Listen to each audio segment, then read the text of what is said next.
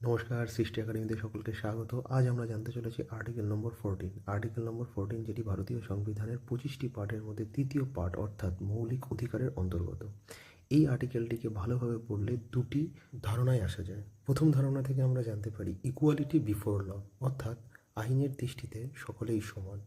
ধরুন দুটি ভিন্ন ব্যক্তি একই অপরাধ যদি করে থাকে তাহলে দুটি ব্যক্তিকে একই রকম সাজা দেওয়া হবে, অর্থাৎ সেই দুটি ব্যক্তিকে জাতি, ধর্ম, বর্ণ বা আর্থিক অবস্থার উপর ভিত্তি করে বা ব্যক্তিগত কোনো পরিচিতির উপর ভিত্তি করে তাকে কাউকে সাজা বেশি বা কাউকে সাজা কম এই রকম ভেদাভেদ করা যাবে না, এবং এটি ব্রিটিশ আইন ব্যবস্থা থেকে নেওয়া হয়েছে। এরপর দ্বিতীয় ধারণা থেকে আমরা জানতে পারি ইকুয়াল প্রোটেকশন অফ লজ, অর্থাৎ আইনের সমান সুরক্ষা পাওয়ার অধিকার, অর্থাৎ জাতি, ধর্ম, বর্ণ নির্বিশেষে আইনের থেকে সমান সুরক্ষা পেয়ে থাকবে ভারতবর্ষের সমস্ত নাগরিক।